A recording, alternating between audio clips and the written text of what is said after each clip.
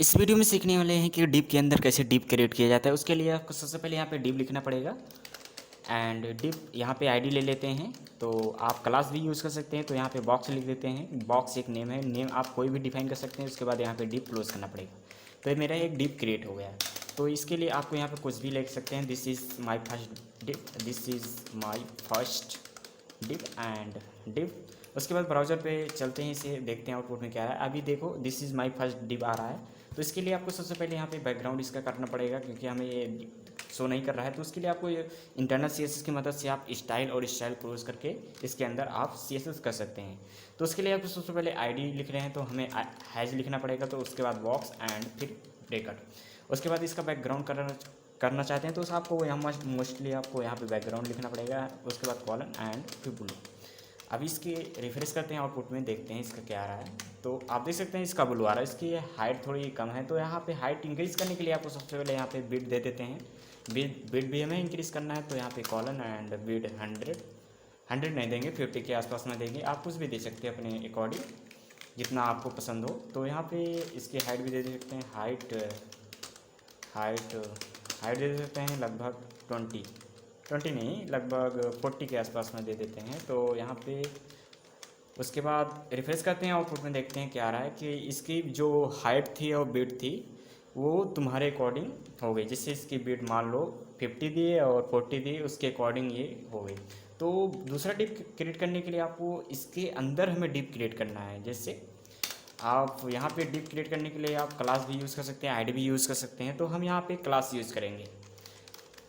तो class use करने के लिए आपको यहाँ पे एक नया नेम डिफाइन करना पड़ेगा। तो हम यहाँ पे एक बॉक्स वन ले लिए, ये मेरा एक नेम हो गया। उसके अंदर यहाँ पे डिप क्लोज करना पड़ेगा, क्योंकि हम ये डिप बना रहे हैं दूसरा। ये मेरा डिप 2 हो गया। This is dip 2। उसके बाद रिफ्रेश करते हैं, आउटपुट में देखते हैं ये मेरा this is my dip and this is dip 2। ये मेरा डिप 2 हो गया, क्रिएट हो गया। अब इसका बैकग्राउंड कलर करके देखते हैं कि मेरा ये क्रिएट हुआ है कि नहीं, ये डिप के अंदर डिप। तो उसके लिए आपको सबसे पहले यहाँ पे हम क्योंकि क्लास यूज़ कर रहे हैं, उसके लिए आपको डॉट लिखना पड़ेगा। उसके बाद बॉक्स, ये बॉक्स 1 एंड बॉक्स 1। उसके बाद इसका बैकग्राउंड देखते हैं, बैकग्राउंड कलर करके देखते हैं। इसका बैकग्राउंड रेड कर देते हैं। आप कुछ भी कलर कर सकते हैं अपने अकॉर्डिंग। तो यहाँ देख सकते हैं आप, ये मेरा दूसरा डिप क्रिएट हो गया। तो अभी ये मेरे जो मतलब डिप क्रिएट हुआ है, तो ये मेरे ऊपर शो कर रहा है। तो इसको मतलब पोजीशन या सेंटर में लाने के लिए आपको सबसे पहले यहाँ पे एक हमें पोजीशन डिफाइन करने को लगेगा। पोजीशन यहाँ पे हम पोजीशन इसके अंदर नहीं करेंगे, क्योंकि हमें वो ऑलरेडी पोजीशन में है। तो इसके लिए आपको यहाँ पे सबसे पहले पोजीशन दूसरे बॉक्स 2 में, वो जो बॉक्स 1 बनाए हैं उसके अंदर हमें यूज़ करना पड़ेगा, जो मेरा क्लास है।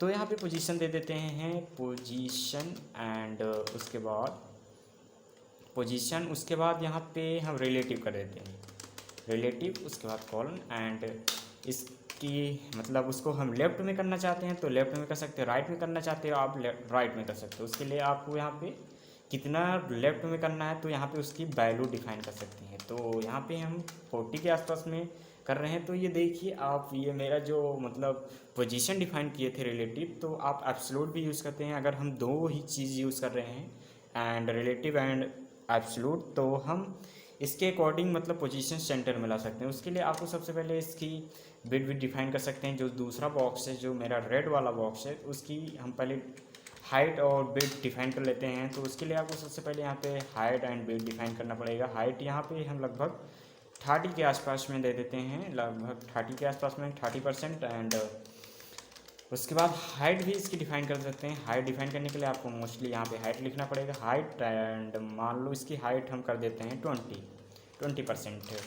तो इसकी हाइट 20% हो जाएगी, आप देख सकते हैं ये।